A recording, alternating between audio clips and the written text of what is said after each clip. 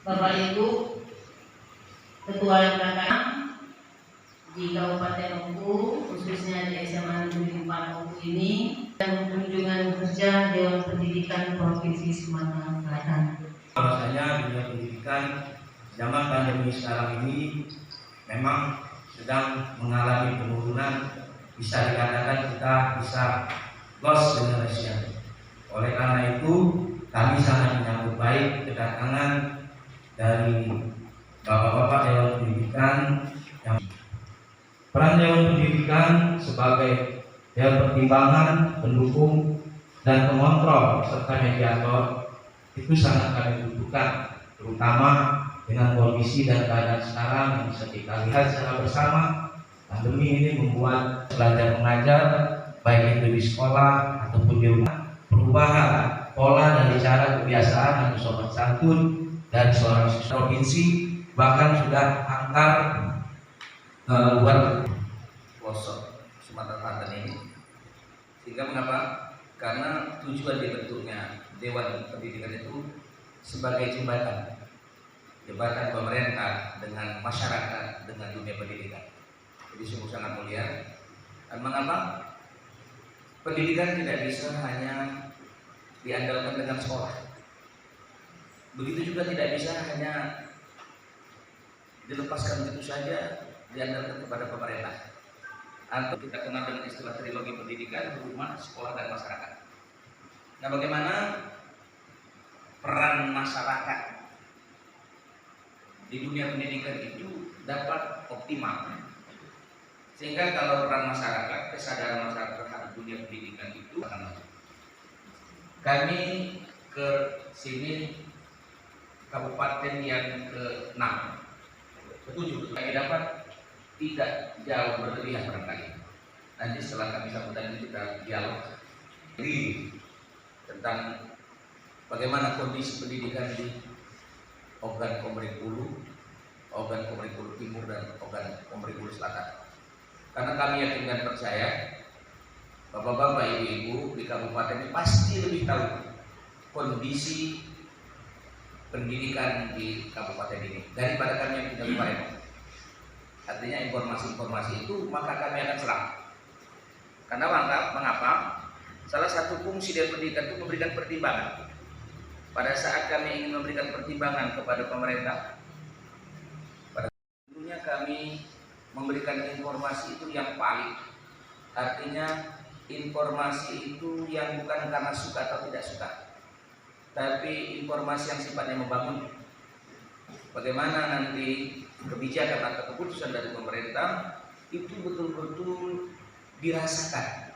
Untuk mendapatkan semua kami hadir di tempat ini.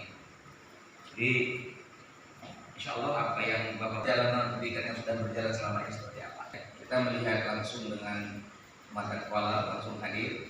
Bagaimana kita akan mengontrol kalau cuma kita duduknya di Palembang, tidak pernah hadir di tempat ini.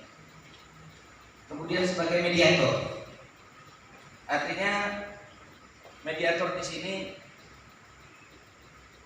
antara masyarakat dengan dunia pendidikan, antara dunia usaha dan dunia industri dengan pendidikan, antara Bapak Gubernur dengan para guru, dengan para MKKS.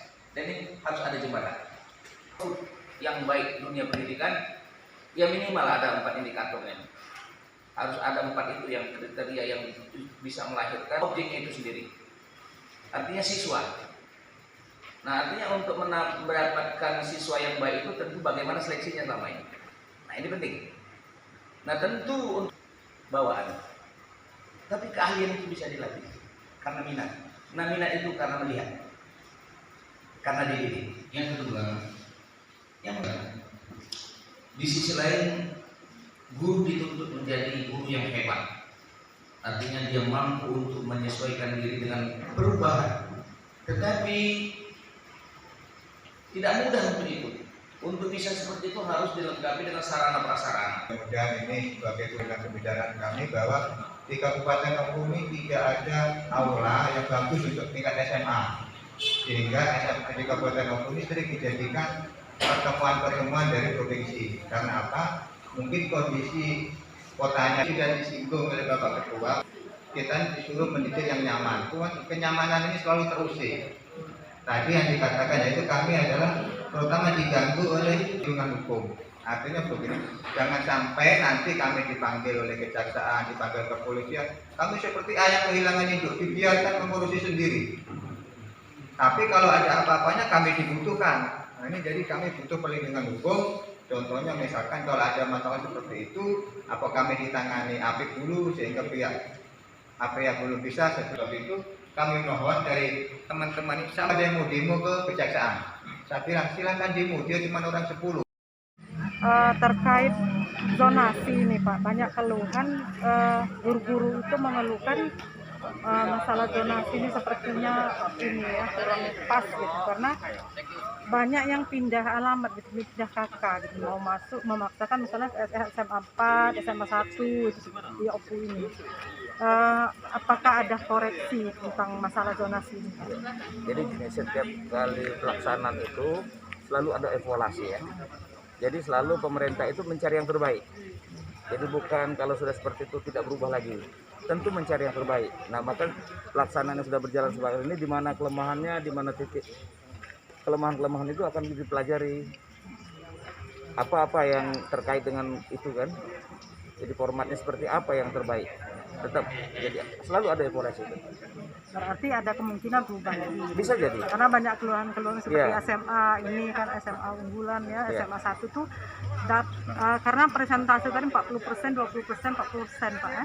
Nah, jadi 40% itu terisi oleh zonasi itu sehingga kualitas apa namanya menjadi tadinya SMA 1 tuh ini apa namanya terbaik, SMA 4, SMA lain-lain. Nah, jadi itu keluhannya.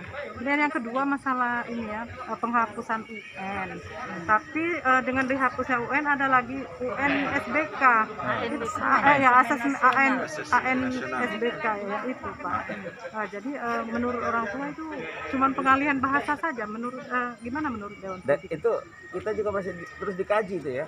Ini ada orang kita yang anggota dan pendidikan kita yang memang di kementerian untuk ikut rapat itu terus ada kajian-kajian ke arah itu. Artinya kita Selalu artinya tidak ada format yang baku, harus seperti ini sesuai dengan perkembangan dunia pendidikan lah ya. Selalu mencari formulasi yang mana yang terbaik. Ya, bagaimana di lapangannya nanti seperti apa. Tapi intinya pemerintah itu selalu menerima masukan-masukan.